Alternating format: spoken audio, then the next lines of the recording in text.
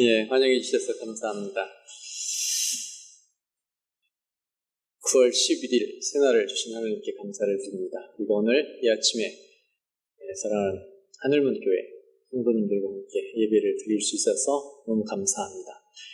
몇 가지 감사의 말씀을 더 드리고 싶습니다. 첫 번째는 14년째 하늘문교회 협력 선교사로 저희 가정을 기도해 주시고 또 소중한 선교 헌금으로 늘 서포트해 주신 하늘문교회에 진심으로 감사를 드립니다. 대부분의 교회들이 일본 선교를 기피하고 있습니다. 그런데 하늘문교회에서는 초창기부터 지금까지 계속해서 선교를 해주시고 협력을 해주시고 계셔서 얼마나 큰 힘과 위로가 되는지 모릅니다. 두 번째는 하늘문교회가 2006년, 7년, 9년으로 제가 기억을 하는데요. 3년, 3번 일본의 단기 선교팀을 와주셨어요. 그때 계신 분들 안 계시나요? 네, 몇 분 계시네요. 네. 그리고 2008년에 그 세키야도 채플 성도님들이 이 하나님교회를 방문해서 함께 예배 드린 적이 있습니다. 그래서 일본 선교에 굉장히 지원도 하시지만 직접 건너오셔서 일본 선교를 해주신 교회입니다.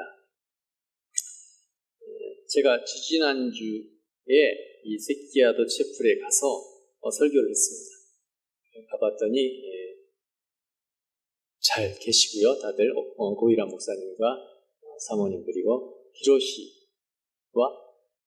케이코 아들과 딸 이제 커서 중학생이고요. 그래서 초등학교 4학년이고요. 그래서 잘 목회도 잘 하고 계십니다.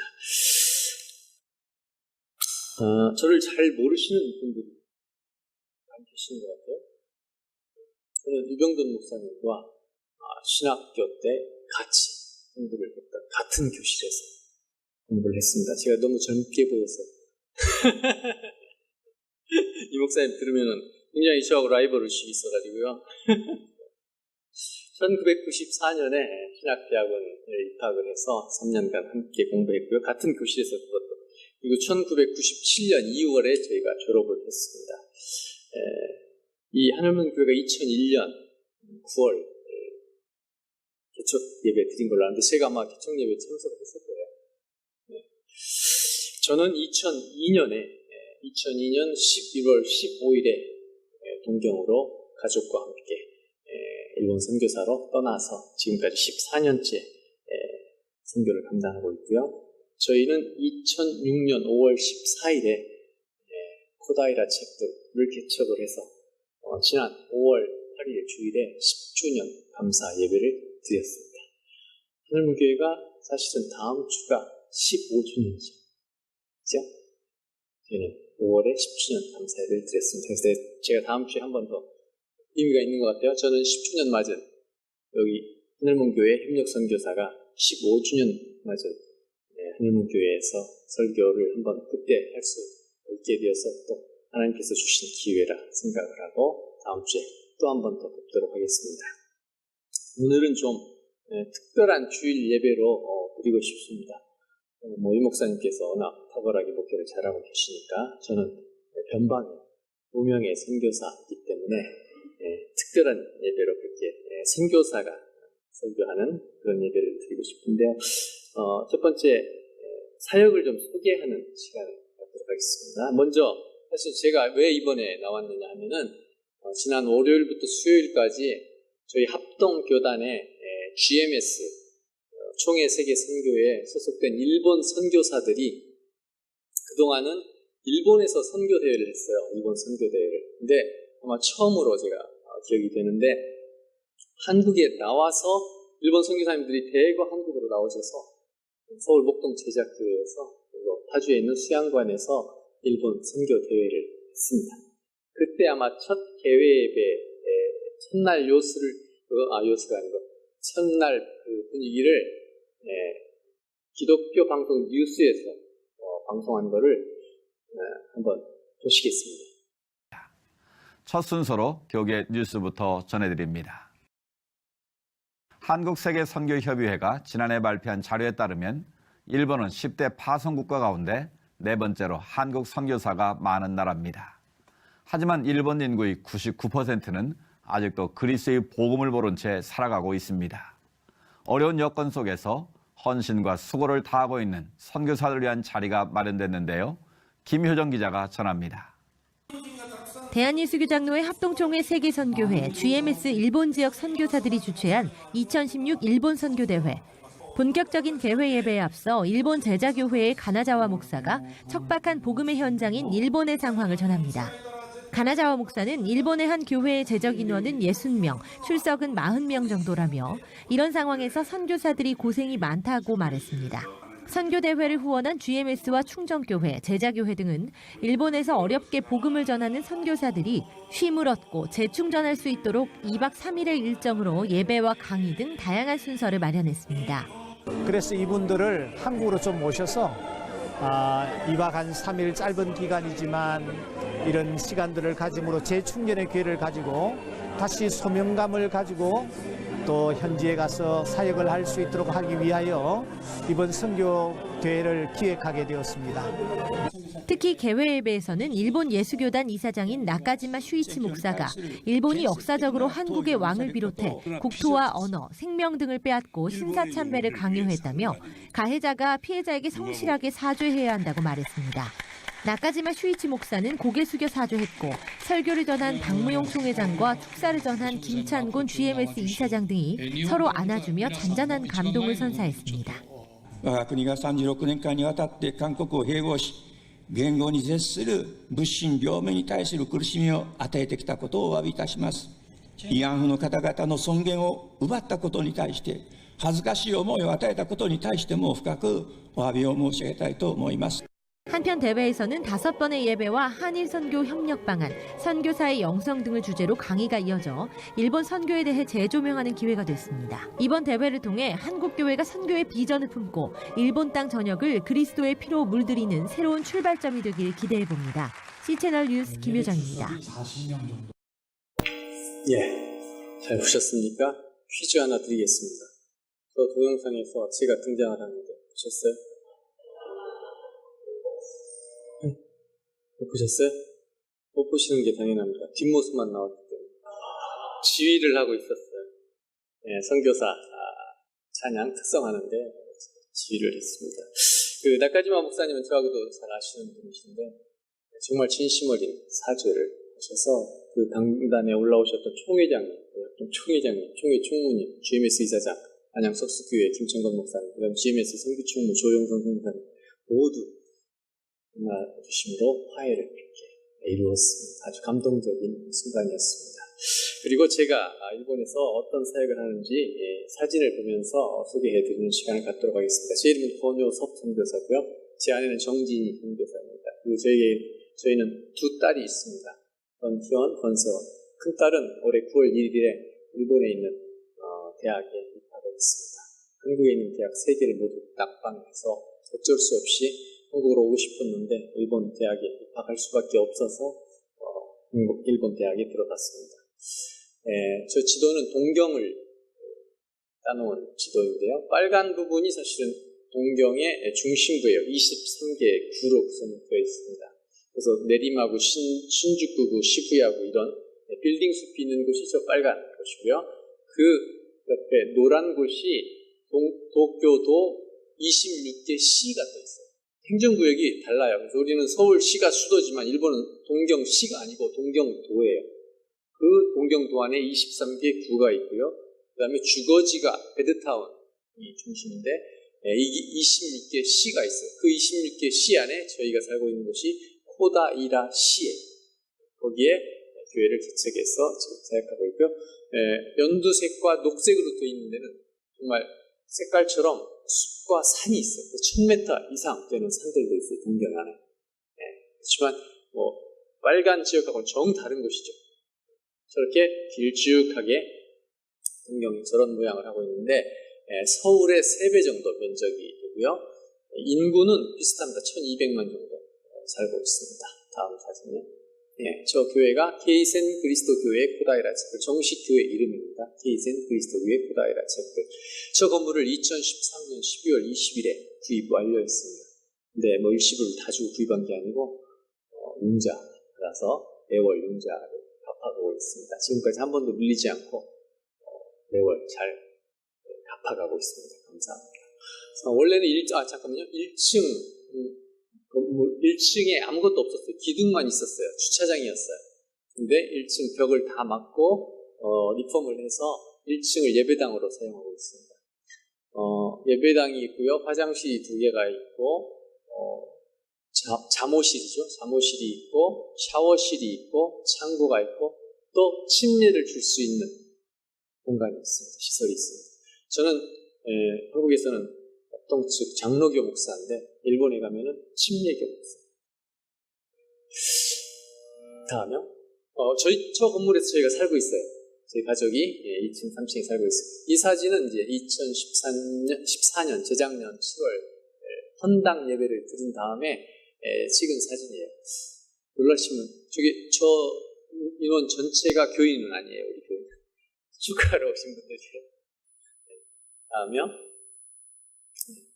소프라노 콘서트를 했어요. 타케노우치 케이코 크리스찬인데 저하고 잘 아는 분인데 새로 교회당을 구입하고 또 새로 이제 일본 선교를 위해서 수고하고 있다고 자기가 무료로 콘서트를 해주겠다고 해서 소프라노 콘서트를 개최했습니다. 저걸 왜 하겠어요? 네, 전도하려고. 저희가 하는 거의 대부분의 행사는 밖에 있는 불신자들이 한 번이라도 교회에 발을 들여놓게 하기 위해서 저런 행사를 합니다. 일본은 교회도 적고 크리스찬도 적기 때문에 교회도 잘 보이지도 않고요. 십자가도 빨간 십자가가 아니기 때문에. 근데 그 지역 주민들이 한 번이라도 교회 안에 들어올 수 있도록 이게 접촉점을 찾는 것이기 때문에 전도의 1단계에서 저런 행사들을 하고 있습니다. 다음. 이 성경 세미나라는 건데 작년 8월 18, 19 이틀간 있습니다. 저기 앉아 계신 분 절반이 일본 목사님들이에요. 그리고 절반은 일본에서 사역하고 있는 한국 선교사님들. 작년이 어떤 해였는지 혹시 아세요?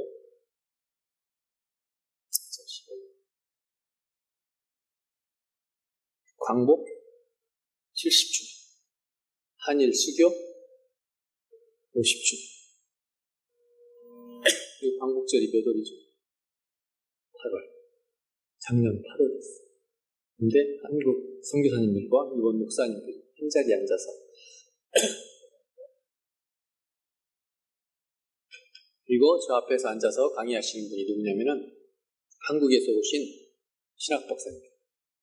한국 신학박사님들을 모시고 일본 땅 한복판 동경에서 광복 70주년 되는 해 8월에 한일 수교 50주년 되는 해에 함께 앉아서 성경을 배우고 있고 함께 교제하는 시간을 가졌어요. 나중에 생각해보니 의도한 건 아니에요. 근데 저렇게 됐더라고요. 나중에 생각하니까 이건 정말 의미 있는 일이었더라고요. 너무 감사했습니다. 다음요. 저 내부가 저희 교회.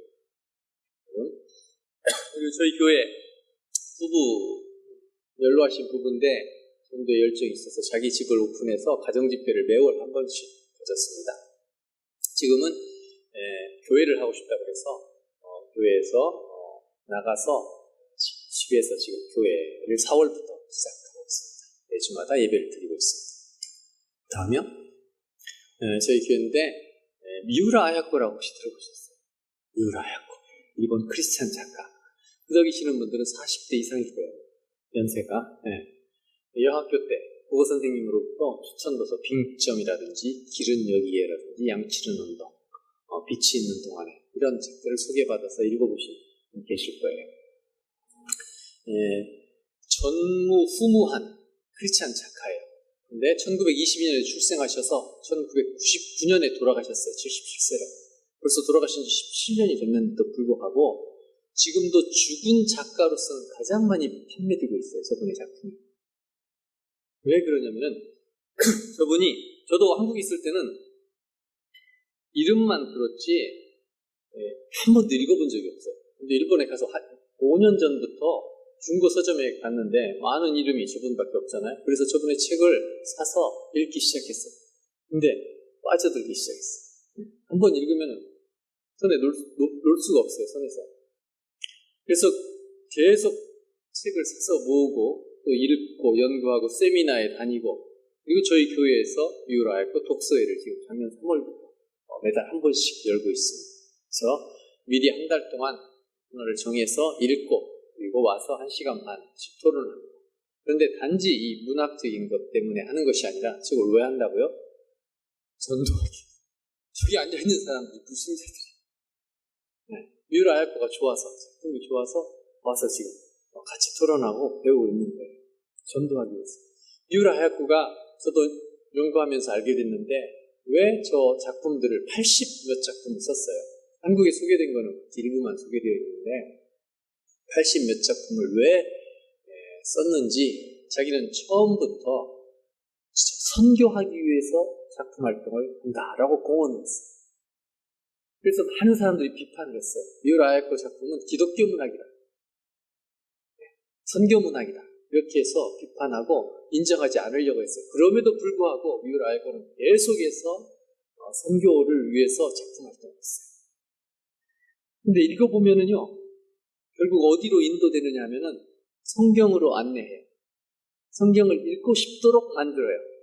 그리고 교회에 가고 싶도록 만들어요. 그리고 예수 그리스도를 만나도록 안내해요. 작품을 읽게 됩니다. 그래서 실제로 저분의 작품들을 읽고 크리스찬이 된 분들이 굉장히 많습니다. 심지어 목사가 된 분들도 꽤 많이 있습니다. 그리고 지금 전국에 미우라야코 독서회가 100개 이상이 지금 생겨서 활발하게 활동을 하고 있고, 세계 곳곳에 일본 사람들이 모여있는 곳에는 미우라야코 독서회가 있어요. 그리고 그곳에서 예수님을 만나서 교회가 되는 그런 경우도 있어요. 1964년에 빙점이 아사히 신문 현상소설 천만행 소설에 당첨이 됐는데 벌써 오래 지났잖아요. 60년 넘게 지났는데 지금도 그 미우라야코의 작품을 읽게 되면 전혀 옛날 작품이라는 느낌이 안 들어요. 왜냐하면 미우라야코의 작품은 인간을 아주 구체적으로 묘사했어요. 인간의 연약함, 인간이 얼마나 자기 중심적이고 죄인인가를 구체적으로 묘사를 해놨어요. 인간은 안 변하잖아요. 네. 그 책을 읽음으로 인해서 그 일본 사람들이 질서도 잘 지키고 규칙도 잘 지키고 남에게 피해도 안 끼치고, 그래서 주인이라고 생각을 안 해요, 그 사람은. 근데 미우라야코의 책을 읽으면 점점 자기가 얼마나 죄인인지를 알게 돼요. 사실 우리가 죄인이라고 자기가 인식을 하지 않으면 예수님이 왜 필요해요? 필요하지 않죠. 자기가 죄인이고 이 죄를 어떻게 해결할까? 그래서 그 죄를 해결해 주시는 구원자를 찾게 되는 거잖아요. 그래서 우리가 먼저 죄인인 것을 인정을, 그렇게 인정하도록 작품을 썼습니다. 그래서 제가 사실은 이 미우라야코에 대해서 더 많이 좀 공부를 하고 싶어요. 그리고 일본에서뿐 아니라 한국에도 보급을 하고 싶어요. 요즘 젊은이에게 정말 필요한 메시지들이 미우라야코의 이 수필, 에세이에 있어요. 그래서 그런 작품들을 번역도 하고 또 세미나를 열고 또 일본 전문가 목사님들을 모시고 와서 세미나를 해서 그런 사역들을 지금 할 계획을 가지고 있습니다. 다음이요. 이거는 이제 고스펠 콰이어, 블랙 가스펠, 오 해피데이 이런 것들을 영어로 그대로 노래를 해요. 할렐루야 하면서. 근데 이것도 왜 한다고요? 전도하려고. 불신자들이에요, 멤버들. 교회 와서 할렐루야 막 노래 불러요, 영어로. 근데 그 악보 옆에 일본어로 다 번역을 해놨어요. 그래서 그걸 읽다가 이제 의문이 생기는 거예요. 의문이. 할렐루야가 무슨 뜻일까? 그리고 예수 그리스도 이런 것들을 궁금해하다가 결국 성경 공부로 인도가 돼요.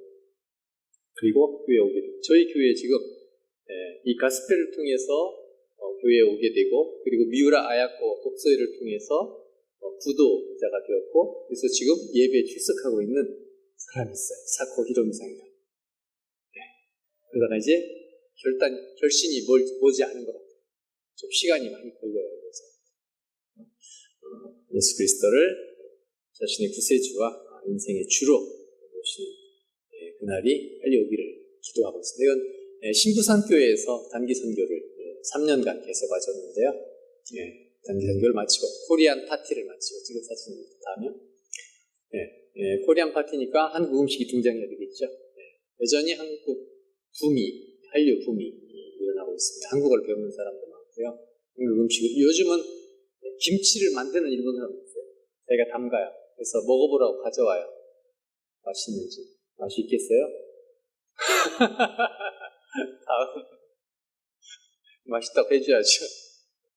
바자회를 또, 이것도 왜 한다고요? 전도하겠어요. 좋은 물건을 싸게. 이때 마을 주민들이 35명 정도가 교회 안으로 들어와서 인사도 하고 또 물건도 사가고 그랬습니다. 다음이요. 장례식이에요. 교회 안에서 장례식장에서 하는 게 아니에요. 물론 장례식장에서도 하지만 크리스찬들은 교회에서 해요. 일본 사람들은 태어나면 신사에 입적을 해요. 결혼식은 어디서 하고요? 교회에서 하고. 죽으면 어디서 장례식이에요? 기본적으로 절. 돈 제일 많이 버는 데는 절이에요. 근데 저거는 지역 주민 장례식이에요. 우리 교회 성도 장례식이 아니라 토요일에 주일 준비를 열심히 하고 있는데 갑자기 빙봉 소리가 나서 내려가 봤더니 전혀 모르는 사람 굉장히 당황스러운 모습으로 그러는 거예요. 이 교회에서 기독교식으로 장례식을 해줄 수 있느냐는 거예요. 왜 그러냐고. 그분 가족분이 어느 교회 출석하시면 그 교회 가서 하시면 되지 왜 우리 교회 전혀 모르는 교회에서 하려고 하느냐 그랬더니 자기 상사가 갑자기 일하다가 그날 아침에 토요일 아침에 돌아가신 거예요. 갑자기 과로사였어요. 근데 이제 그 부인한테 연락을 했더니 50 후반 부인한테 연락을 했더니 부인이 남편 장례식을 교회에서 하고 싶다고 했어요. 이 부인이 옛날에 교회를 다닌 적이 있대요. 그래서 남편 장례식을 교회에서 하고 싶다고. 그래서 사장님한테 보고를 하니까 이 사장님이 그래 우리 동네 교회에 있어. 사장님이 우리 동네에 살아요. 그래가지고 그것에 빨리 가라고 부하직을 보낸 거예요. 가서 물어보라고. 사정을 들어보고 일본 목사님에게 연락을 했어요. 이런 상황이 발생했는데 어떻게 하면 좋겠냐고. 그렇게 가끔 일본 교회에 있는 일들이에요. 그래서 그 지역 전도를 위해서 해주는 게 좋대요. 그래서 전혀 모르는 장례식을 치렀어요. 친척분들이 급하게 이제 갑자기 돌아가셔서 많이는 아니지만 좀 조촐하게 친척들이 모이셨어요. 제가 장례식 예배 때 뭘 전했겠어요? 네? 보고 전도했어요. 앉아 계셔가지고 잘 듣고 계시더라고요. 그리고 이제 화장터로 갔어요. 화장 한 40분에서 1시간 걸리잖아요. 화장하는데 친척분들하고 앉아갖고 제가 뭐 있겠어요? 또 열심히 질문도 받고 대답도 하고 이런 일들이 있습니다. 다음요. 저희 가족 최근에 찍은 사진입니다. 새 여인과 살고 있습니다. 제가 이렇게 될 줄 어떻게 알았겠습니까? 요즘 되니까 아들이 좀 있었으면 좋겠다는 생각이 들어요. 물론 딸들이 잘 성장해줘서 너무 감사하고요. 다음요. 제가 6월에 LA에 다녀왔는데 한인 세계 선교대회에 참석하러 다녀왔습니다. 그런데 단지 참석이 아니라 제가 개척한 케이센 그리스도교회 코다이라 촛불 개척에서 10년간 어떻게 개척을 했고 목회를 했는지에 대해서 발제하는 선교사님들에게 발제하는 그런 임무를 부여받아서 다녀왔습니다. 그리고 그 선교대 기간 중에 일본 선교 전략회의를 했어요. 근데 이제 미주 지역에서 일본 선교하고 있는 분, 한국 목사님이신데 일본인교 하시는 분, 또 일본 목사님인데 일본인교 하시는 분. 그런데 한국말 잘하세요. 우리 총신 신대원 후배더라고요. 부인이 한국 사람이에요. 사모님이. 그래서 거기서 만나게 됐고요. 그래서 앞으로 일본 선교를 이 네트워크를 형성해서 어떻게 할까 이렇게 토론하고 나누는 그런 시간을 갖고 왔습니다. 다음요. 이 콘서트는 슬릿 콘서트예요. 저희가 5월에 설립 10주년 기념 콘서트였는데 왜 있겠어요? 단지 축하가 아니고 전도하기 위해서. 다음요. 이 10주년 감사 예배를 드리고 찍은 사진인데 이 멤버가 저희 교회 멤버. 다음요. 이게 한인 세계 선교대 아주사 LA에 있는 아주사 퍼시픽 대학교에서 행사를 가졌습니다. 한국 교회에서 지금 파송받아서 나간 선교사님 숫자가 27,000명 정도 돼요. 27,000. 미국 다음으로 많다. 이 작은 나라에서. 놀랍죠. 그런데 저 행사에는 1000명 정도의 선교사님들이 세계 각국에서 170개국 정도에서 오셔서 사역을 보고하고 또 한국에서 오신 목사님들의 설교를 들으면서 위로와 충전의 시간을 가졌습니다. 다음에 기도 제목입니다. 케이센 그리스도교회 코다이라 챕터 기도 제목. 저희 교회가 있는 지역을 위해서 존재하는 교회, 지역에 공헌하는 교회가 될 수 있도록 기도해 주시면 좋겠습니다. 그리고 저희가 동경의 한 중심가에서 떨어진 베드타운 서쪽에 있는데 저희 교회 하나만이 아니라 계속해서 교회를 개척하는 선교의 베이스, 개척의 베이스가 되게 해달라고 기도해 주시면 좋겠습니다. 10주년 감사 예배를 5월 8일 주일에 드렸는데 그 오후 시간에 일본의 대표 목사님과 저희 부부와 또 미국 선교사, 스웬손 선교사와 사모님 일본 이렇게 5명이 저희 교회에서 미팅을 했습니다. 어떤 미팅이냐면은 저희 교회를 모 교회로 해서 7km 떨어진 곡구분지에, 동경의 곡구분지에 새로운 교회를 개척하기 결정했습니다. 10년밖에 안 된 교회가 또 다른 교회를 개척하기로 결의를 했습니다. 결정이 되었습니다. 교회를 위해서도 기도해 주시면 감사하겠습니다. 다음요. 그리고 제가 마지막인데 저도 사실은 선교사지만 목회를 하고 있잖아요. 개척을 해서 일본인들이 대상으로, 물론 한국 사람도 몇 분 계신데 일본 교단이기 때문에 다 일본어로 하거든요. 목회 선교사로 파송 받아서 나갔는데 목회자로 계속 목회만 하니까 선교에 대한 어떤 부담이 생겨요. 나는 선교사로 파송 받았는데 한국 목사님들하고 똑같이 목회만 하고 있다. 근데 이제 10년 정도 지나니까 조금 여유가 생기고 안정이 되어서 이제는 선교도 같이 병행해야 되겠다. 그래서 목회와 선교를 균형 잡아서 양쪽을 다 하고 싶어서 제가 4년 전에 일본에서 열심히 사역을 잘하시는 선교사님 6분을 교단, 교파 다 다른 분이에요. 근데 공통점은 일본인 사역을 하시는 분이에요. 젊은 분들. 그분들을 모아서 제가 팀을 만들었어요. 그래서 각자 사역이 있어요. 각자 사역을 하면서 우리가 가끔 모여서 팀으로 사역을 하자. 그래서 제일 먼저 한 게 일본에서 사역을 잘하고 있는 선배 선교사님들 그리고 사역을 잘하고 계신 일본 목사님들을 찾아가서 배우는 시간을 갖자. 그래서 그게 멘토링 컨퍼런스. 그걸 매년 하고 있고요. 아까 말씀드린 대로 작년 8월에 한국에서 신학 박사님 2분을 초대를 해서 성경 세미나를 했습니다. 그런 일들을 앞으로 계속하고 싶고요. 그리고 독서 모임, 유라이프 독서회를 하고 있지만 우리 선교사님들과 목사님들이 모여서 함께 여러 가지 책들을 읽고 함께 나누는 그런 독서 모임, 독서 토론 모임을 가지려고 하고 있습니다. 그리고 한일교회 교류회, 뭐냐면은 그동안 사실 한국 교회가 일본을 선교했잖아요. 요즘 한국 와서 들어본 일본에서도 들리는 소문에 의하면 한국 교회가 굉장히 위기라고 듣고 있어요. 여러분 우리 한국의 크리스찬들이 인구의 몇 %라고 생각하세요? 알고 계세요? 네? 20%? 10%? 잘 알고 계시네. 얼마 전까지만 해도 1000만, 1200만 그랬잖아요. 그때 당시는 20%예요. 근데 지금 10%예요. 어떻게 이럴 수가 있어요? 성장도 빠르고 그냥 줄어드는 것도 아주 빨라요. 뭐든지 빨리빨리 해요. 위기예요, 정말. 전체적으로. 교회가 위기예요. 그런데 일본 교회는 위기가 아니라 좀 희망적이에요. 일본 교회는 굉장히 신뢰를 받고 있어요. 사회로부터. 크리스찬들 굉장히 존경받고 있어요. 숫자는 적죠. 그리고 계속 성장하고 있어요. 그리고 20세, 그다음에 10대 청소년들에게 앙케이트 조사를 해보면은 지금 종교는 갖고 있지 않지만 앞으로 종교를 갖는다면 어떤 종교를 가질 거냐. 기독교의 24%. 그러니까 지금 앞으로 20년, 30년 이 시기가 굉장히 중요한 시기. 그런데 한국은 지금 그래서 지금까지 한국이 일본 교회 가르치려고 그랬거든요. 가르쳐 왔어요. 그런데 이제는 좀 겸손하게 내려와서 동등한 입장에서 서로 교류하고 서로 배우는 그런 게 필요하겠다는 생각을 하게 됐어요. 그래서 10월 31일에 부산 수영로 교회에서 일단 우리 한국 팀을 만들기로 했어요. 앞으로 일본 교회와 일본 목사님들과 교류할 분들 모이십시오. 그래서 팀을 만들고, 그리고 일본에서는 벌써 시작됐어요. 일본 목사님들 앞으로 한국 교회 목사님들하고 교류하고 함께 왔다 갔다 정기적으로 그렇게 교류할 수 있는 목사님들. 그래서 서로 배우고 뭐 운동도 같이 하고 또 어떻게 목회하는지 아이디어도 나누고 하는 그런 모임을 앞으로 네트워크를 시작하려고 합니다. 기억하시고 기도해 주시면 좋겠습니다. 그리고 마지막으로 이렇게 해서 한국교회와 일본교회가 서로 협력해서 제3세계를 선교하는 거예요.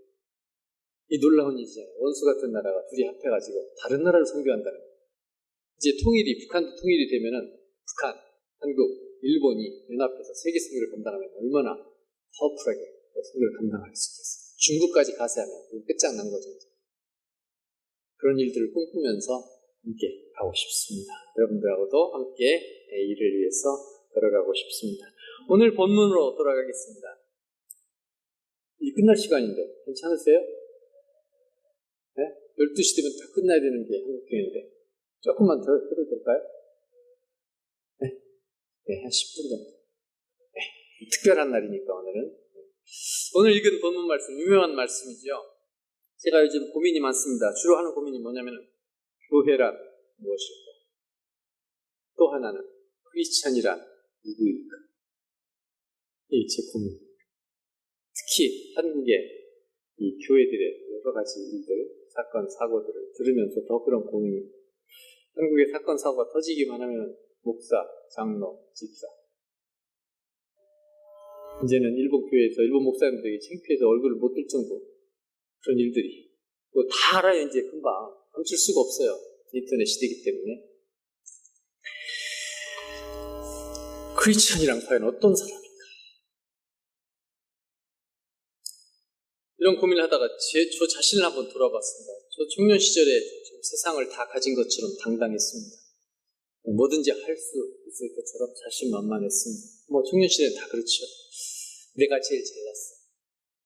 아나무인이죠. 그러다가 실패를 경험하기 시작했어요. 대학 입시에서 낙방을 했어요. 재수를 했어요. 군에 갔는데 전혀 예상치 못한 곳으로 백골부대 수색중대로 가게 됐어요. 연애도 마음대로 안 되고, 또 제가 원래 전북대 사학과에서 공부해 2년 마치고 군대를 갔어요. 그리고 3학년 복학해야 되는데 복학하기 전에 다시 음악대학교 성악과를 시험을 봤어요. 근데 낙방. 그래서 나는 졸업하면 이거 뭐 하고 살아야 되느냐 고민이 되기 시작했어요. 어떻게 살까? 어떤 직업을 내가 갖고 남은 생애를 살아야 될 것인가. 그래서 음악 목사가 되고 싶다라는 생각을 했어요. 제가 대학 때 합창단 활동도 많이 하고 성가대 지휘도 많이 하고 합창단, 일반 합창단도 지휘를 많이 했고요. 근데 떨어졌잖아요. 군대 가서 이제 그렇게 하려고 그랬는데 떨어졌어요. 그래서 음악 목사로 이제 바꾼 거예요. 그래서 음악 목사 하려면 먼저 신학을 공부해야 되겠다. 그리고 나중에 음악을 공부하자. 이렇게 해서 이제 신학대학원에 들어간 거예요. 네. 그런데 신학대학원 들어가자마자 여름방학에 친구 따라서 수련회에 갔는데 이게 이제 내비게이터 제자 훈련 수련을 했어요. 거기서 제 인생이 바뀐 거죠. 저는 모태신앙입니다. 장로님 가정에서 태어나서 어렸을 때부터 교회에서 쭉 자랐습니다. 교회에서 봉사도 열심히 했습니다. 제가 주일날은요, 대학생 때 담임 목사님보다 더 바빴어요. 주일날 새벽에 새벽 성가대가 있었어요. 그 새벽 성가대 주의자였어요. 자, 5시에 새벽 예배를 드려요. 그럼 몇 시에 일어나야 되겠어요? 저는? 4시? 잘하시네. 4시 반까지 교회를 가야 되겠죠? 그래서 30분 연습을 하고 5시에 올라가서 예배를 드려요. 그리고 집에 와서 잠깐 또 자고 11시 예배가 있잖아요. 그럼 제가 또 본성가대 총무였어요. 저희 시골 교회가 굉장히 커요. 700명 정도 되는 교회예요. 네, 올해 100주년 됐어요. 그래서 11시 예배에 또 성가대 총무 세팅을 다 해놓고 연습하고 또 올라가서 예배를 드리고 다음 주 성가대 곡 연습을 하고요. 그리고 교회에서 식사를 해요. 그리고 2시부터 4시까지 주일학교, 유치부 총무 열심히 지금 다 마치면 4시가 돼요. 4시 정도 되면 이제 우리 청년들이 함께 놀러 다니죠. 저희 갔다 맛있는 것도 먹기도 하고 운동도 하고 그러다가 저녁도 대충 때우고 저녁 예배가 있잖아요. 저녁 예배, 청년성가대 지휘. 또 연습하고 올라가서 예배 드리고 또 끝나면 다음 주 성가곡 연습을 하고 그리고 이제 막차 버스를 타고 전주로 이제 자취방으로 가는 거예요. 10시 반차를 타고. 그리고 12시 자취방에 도착하면 12시. 저 4시에 일어나서 12시까지 주일에. 담임 목사님보다 더 바빴다니까요. 자, 그런 주일에만 저를 보면 제가 어떻겠어요? 믿음 좋은 대학생이죠. 그러나 월요일부터 금요일까지 캠퍼스에서 이중생활, 주일날과 저녁날은 이중생활 하게 됩니다. 금요일날 또 집에 돌아오면 전혀 모르시죠, 부모님들. 또 열심히 또 교회에 봉사할 거 준비하고 또 주일날 멋지게 그렇게 살다가 또 월요일부터는 캠퍼스에 들어가서 똑같은 불신자하고 거의 비슷한 그런 이중생활을 하는 거죠. 안 믿겨져요? 안 믿겨져요? 그러다가 이제 막 주위에서 믿음 좋다고 그러고 뭐 하니까 저도 좋은 줄 알았어요. 그런데 그게 아니었어요. 누구보다 잘났다고 생각을 했고 그랬는데 그게 아니더라고요. 그리고 신학대학원에 이제 음악 목사학위 들어갔잖아요. 신학대학원 가니까 정말 대단한 사람들이 정말 많더라고요. 유 목사님, 그 원우회 부의장님, 저는 음악부장. 너무 말도 잘하고요. 전도사님들이 신학대학원 가니까. 그리고 뭐 벌써 신학교 때부터 뭐 아주 활약을 대단하게 하신 분들이 전국에서 다 올라왔잖아요. 저는 여기 변방에서 시골에서 잘났다고 한 거예요. 누구한테 그런 식으로. 아무 말도 못해. 저는 3년 동안 진짜 그분들 앞에서 그냥 쭉 듣고만 있었어요. 너무 잘난 분들이 많아요. 점점 이제 초라해지기 시작하는 거예요. 나도 잘 나갔었는데 시골에서는. 그래서 실패하고 낙심하고 좌절하고 또 고민들. 그리고 제가 체력도 약해요. 지금은 그래도 볼만하죠. 근데 제가 총각 때는 58. 네. 또 의지도 약하죠. 체력도 약하죠. 또 뭐 자격증도 없었어요. 근데 유 목사님은 차를 운전하고 다녔어요. 저는 면허증이 없었어요. 그리고 저희 부모님이 뭐 특별한 재산가도 아니고 시골에 강한 포목상 하시는 분이었고 정말 객관적으로 저를 돌아보니까 한심한 거예요. 뭐 내놓을 게 없어요. 사실. 그런데 잘난 척하고 그렇게 살아왔던 거죠. 앞으로 어떻게 살아야 될지 정말 두려운 거예요. 근데 더 정말 두려운 것은 내가 죄인이라는 사실을 알게 됐어요. 모태신앙으로 태어나고 교회에서 열심히 봉사를 했지만 내가 정말 나쁜 죄인이라는 걸 알게 됐어요. 견딜 수가 없더라고요. 고민하기 시작했어요. 그런데 그때 예수님이 저에게 찾아오셨어요. 그 죄인이라는 그것 때문에 고민하고 어떻게 할 것인가. 그럴 때 사실은 또 그거를 드러냈으면 되는데 감추는 거예요. 가면을 쓰고 다른 사람에게는 별일 없는 것처럼 잘 살고 있는 것처럼 또 그렇게 내보이는 거예요. 속으로는 뭐 썩고 있는 거죠. 그때 전혀 희망이 보이지 않고 그럴 때 주님이 보이기 시작했습니다. 내가 낮아지고 깨지고 내가 정말 죄인이라는 걸 깨달으니까 주님이 보여요. 내가 잘났다고 생각했을 때는 주님이 전혀 안 보여요. 교회에서 열심히 봉사한 것이 주님을 위해서 한 것이 아니라 나를 드러내기 위해서 한 거예요. 성도 아저씨 얼마나 멋있어요. 여성 팬들 많아요. 교회 오빠. 네?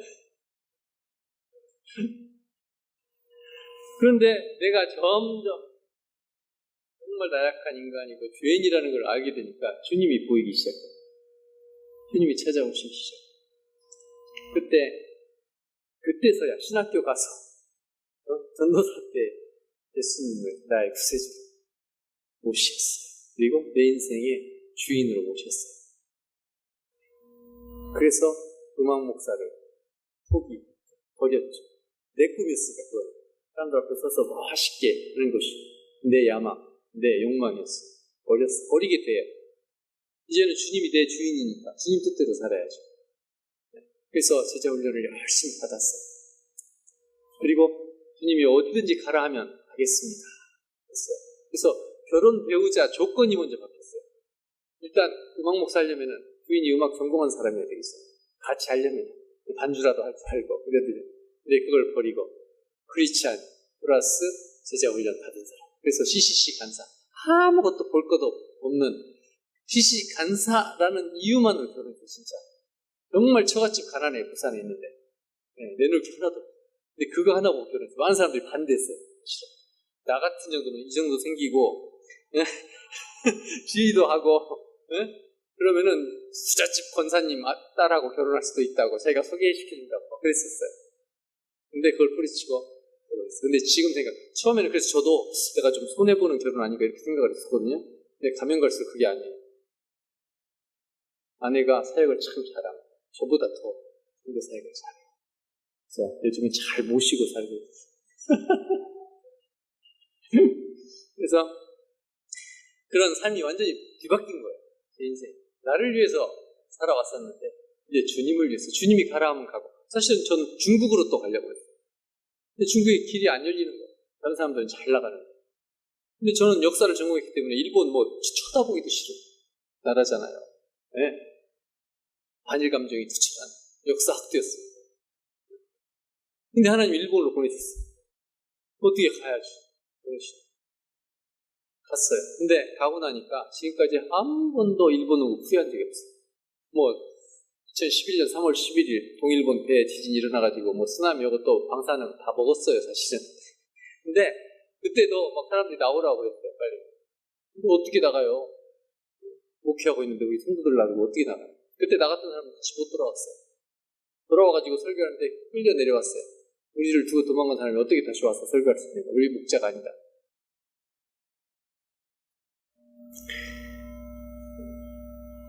지금까지 한 번도 후회한 적이 없고 하나님이 일본에 보내주셔서 너무 감사해요. 그렇게 삶이 바뀌었습니다. 돌아보니까 모태신앙으로 태어나서 교회에서 열심히 봉사한다고 해서 안적으로 크리스찬이 되는 게 아니더라고요. 교회 생활에 익숙해진 거지. 예수님과 인격적인 만남이 없이는 크리스찬이 아니에요. 무늬만 크리스찬. 그런데 그렇게 해서 하나님이 저에게 찾아와 주셔서 예수님을 만나주시고 제가 그런 신앙 고백을 통해서 거듭난 그리스도인이 되었어요. 오늘 말씀한 성경에 나와 있는 택한 족속, 왕의 제사장, 거룩한 나라, 하나님의 소유된 백성. 그 한마디로 하나님이 나를 택해 주셨다는 거예요. 내가 잘나서 구원받을 만한 하나님의 자녀가 될 만한 뭐가 있어서 된 게 아니라 일방적으로 하나님이 나를 택해 주셨다는 거예요. 네, 일방적으로. 이거를 인정하지 않으면 안 돼요. 이걸 확신해. 크리스찬이 되려면. 우리가 오늘 또 예배 때 사도신경을 고백했어요. 이거 한번 우리가 습관적으로 나사 진실 만드신 하나님을 경쟁하듯이 그 뜻을 정말 음미하면서 신앙을 고백하고 있는지 한번 돌아봐야 돼요. 내가 뭘 믿고 있는지. 사도신경이 그거잖아요. 내가 믿고 있는 걸 고백하는 거잖아요. 천천히 음미하면서, 묵상하면서 우리가 고백을 해야 돼요. 사랑하는 하나님교회 여러분 정말 크리스찬이십니까? 정말 크리스찬이세요? 점점 대답이 적어져요. 이거를 그냥 여기서 대답할 게 아니라 신중하게 고민해 보시고 정말로 하나님 앞에서 1대1로 내가 정말 거듭난 그리스도입니다. 저같이 옛날에 교회만 다니는 무늬만 크리스찬이었는지.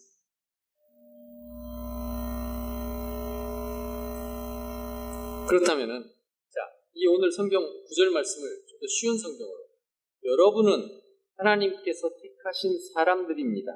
여러분은 제사장의 일이라는 고귀한 사명을 감당하도록 선택받았고 거룩한 백성이 되도록 선택받았으며 하나님의 일을 하고 하나님을 위해 말하는 그분의 도구로 선택받았습니다. 한마디로 하나님께서 우리를 택해 주셨다는 거예요. 택한 족속, 왕의 제사장, 거룩한 나라, 하나님의 소유된 백성이 되었어요. 자, 그러면은 구원받았으니까 됐어.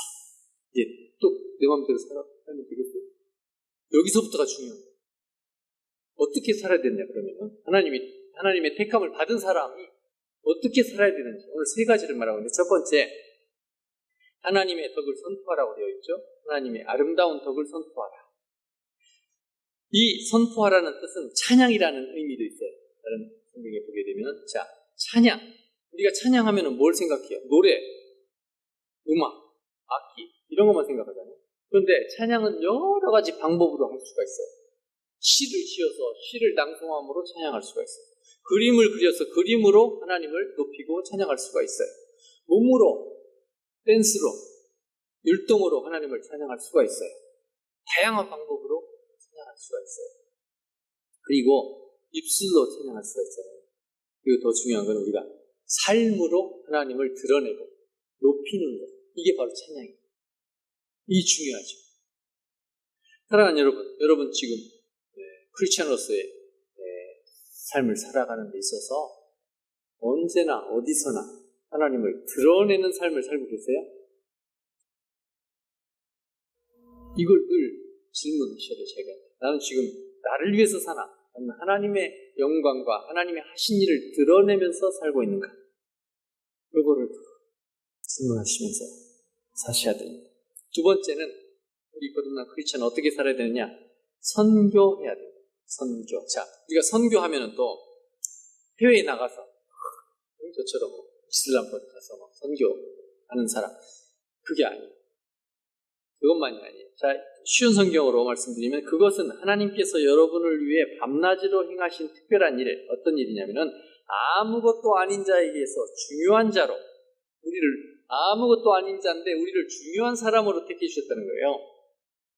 어두운 데서 불러내셨다는 거예요. 우리가 사실 옛날에는 어떤 자식, 누구의 자식이었어요? 어둠의 자식이었어요. 사탄의 자녀였어요. 근데 어떻게? 빛의 나라, 빛의 자녀가 되게 해주셨어요. 하나님의 자녀가 되게 해주셨어요. 이게 하나님의 놀라운 일이에요. 이거를 전하도록 우리를 택해 주셨다는 거예요. 거절당한 자에서 받아들여진 자로 바꾸셨어요. 우리가 하나님께 가까이 갈 수 없는 죄인이었어요. 그런데 하나님께 다가갈 수 있도록 허락해 주셨어요. 예수 그리스도를 통해서. 하나님을 아버지라고 부를 수가 있어요. 그 신성한 거룩한 이름을, 하나님을 아버지라고 부를 수 있어요. 우리를 자식이라고 그래요. 하나님의 자녀라고 그래요. 이 얼마나 놀라운 일이에요. 이런 것들을, 이 놀라운 일, 이 아름다운 덕을 다른 사람들에게 전하게 하려고 우리를 택해 주셨다는 거예요. 그러니까 우리가 선교해야 돼요. 전도해야 돼요. 이 하나님이 하신 일을 드러내야 돼요. 알려야 돼요. 모든 신자는, 모든 크리스찬은 선교사예요. 모든 불신자는 선교지예요. 아시겠어요? 모든 크리스찬은 선교사. 아직 예수님을 알지 못하고 믿지 않고 불신자들은 선교지.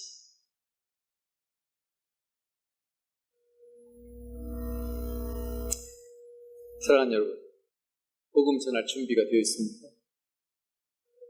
언제든지 어디서든지. 자, 베드로가 말씀하셔요. 또 너희 마음에 그리스도를 주로 삼아 거룩하게 하고 너희 속에 있는 소망에 관한 이유를 묻는 자들에게 대답할 것을 항상 예비하라. 나한테 물어봐요. 아, 예수님 어떤 분이야? 교회 어떤 곳이야? 구원받으려면 어떻게 해야 돼? 그러면 바로 잠깐만 기다려봐. 우리 유 목사님한테 물어보고 내가 다음 주에 얘기해 줄게. 그럼 어떻게 돼요? 늦었죠. 그 자리에서 그 사람에게 맞게, 아이가 물어봤으면 그 아이에 맞게 쉽게 설명을 해줄 수 있어야 되고, 어르신이 물어봤으면 그 어르신에 맞게 또 설명, 언제 어디서나 누구에게나 복음을 전할 준비를 해두라는 거예요. 근데 온유와 두려움으로 하라는 거예요. 진짜하게. 예수 친다 불신자 이 아니라 진짜하게 정성을 다해서. 왜냐하면 이 사람이 지금 이 순간에 믿느냐 안 믿느냐 나한테 달린다. 내가 어떻게 하느냐에 달린다. 물론 하나님께서 정하신 거겠지만 나를 통해서 하시는 거예요. 두려움으로 하라고 되어 있어요. 내가 만약에 잘못해서 잘못 전했을 때 그 영혼은 누가 지? 온유와 두려움. 언제 어디서든지 누구에게든지 복음을 전할 수 있도록 준비되어 있어요. 사랑하는 여러분, 선교사의 삶 살고 계십니까? 저만 선교사가 아니라 여러분도 선교사. 세 번째, 마지막입니다. 12절 너희가 이방인 중에서 행실을 선하게 가져 너희를 악행한다고 비방하는 자들로 하여금 너희 선한 일을 보고 오시는 날에 하나님께 영광을 돌리게 하려 합니다. 한국교회 현실 제가 잘 알고 있습니다. 기독교를 기독교라 부르지 않고, 그죠? 아시죠? 이렇게 부르고 있어요. 전도하면 너나 잘못해. 이게 지금 왜 그렇게 됐겠어요? 네? 1차적인 책임은 목사들에게 있어요. 저도 목사 한 사람으로 죄송합니다. 목사들에게 책임이 있어요. 사건 사고 터지면 목사들, 대형교회 목사. 특히 그것도 합동측 목사들이 왜 이렇게 많은지 모르겠어요.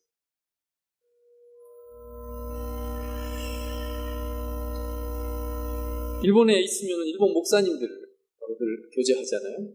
일본 목사님들은요 정말 신실하세요. 도덕적으로 깨끗하시고, 제가 우리 오키타 목사님하고 전철을 타고 어디 업무상 같이 가는데 교통카드를 꺼내는 거예요. 근데 지갑에 교통카드가 2장이 있어요. 제가 물어봤죠. 목사님 왜 교통카드가 2장입니까? 이거는 공식적인 목사로서의 업무를 수행할 때 쓰는 카드고 개인적으로 어디 갈 때는 이 카드를 씁니다. 구분이 돼 있어요. 다음날 바로 만들었습니다. 2개. 그리고 저희 같이 사역하는 팀에 75 되시는 목사님이 계시고, 가장 아래로는 30대 목사님이 계세요. 손잡벌이잖아요. 70대 되신 목사님께서 그 30대 손잡벌 되는 목사님한테 절대 반말하는 법이 없어요. 반말하는 법이 없어요. 막말하는 법이 없어요. 오히려 더 후배 목사들이 더 사역을 잘하도록 섬겨주고 더 자리를 내어주고 기회를 줘요. 저도 그래서 우리 후배 목사님들에게 절대 반말 안 합니다. 성도들에게도 절대 반말 안 합니다. 한 사람의 하나님의 영혼으로서 존중해주고 섬기려고 하고 있습니다. 그렇게 달라요. 이거 우리가 배워야 되겠어요. 저는 일본 가서 그렇게 배워서 너무 감사해요. 일본에서 제가 14년 동안 있으면서 기독교계에서 큰 사건이 3개 터졌어요. 근데 다 주범이 한국 선교사예요. 일반 뉴스에서 나왔어요.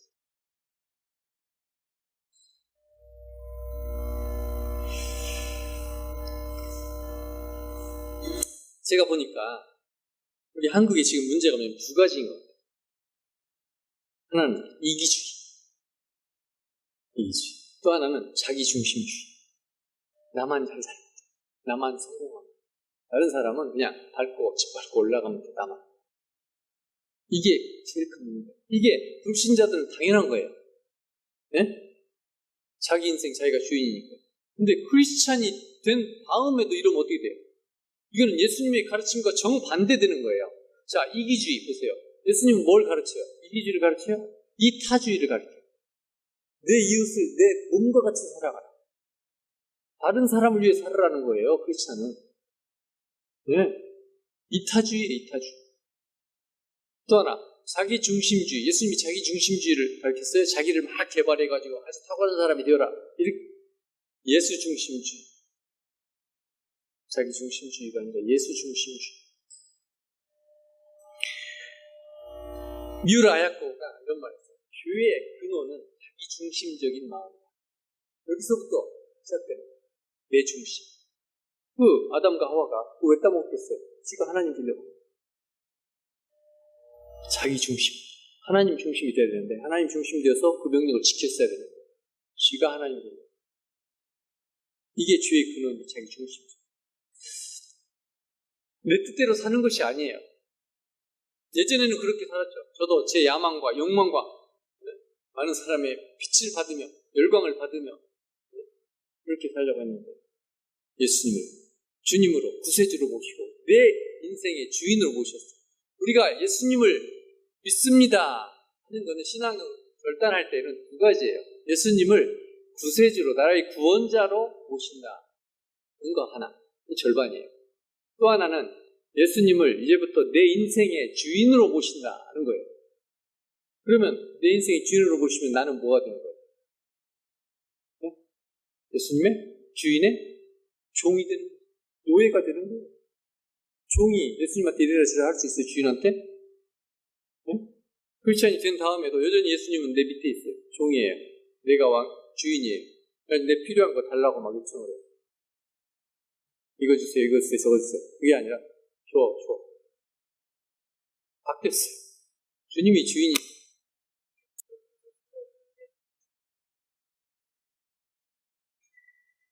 교회 공동체는 온 세상에서 제사장 나라로 불러냄을 받은 모임, 거룩한 모임이에요. 세상으로부터 우리가 택함을 받았잖아요. 이렇게 모여 있잖아요. 근데 여기서 끝나는 게 아니라 나가야 되는 거예요. 나가서는 우리를 보고 불신자들이 하나님 나라를 생각을 해요. 상상을 해요. 우리를 보고 하나님을 생각을 해요. 우리가 쇼윈도예요. 백화점에 가면 쇼윈도에 물건이 진열되어 있죠. 거기서 보는 거예요.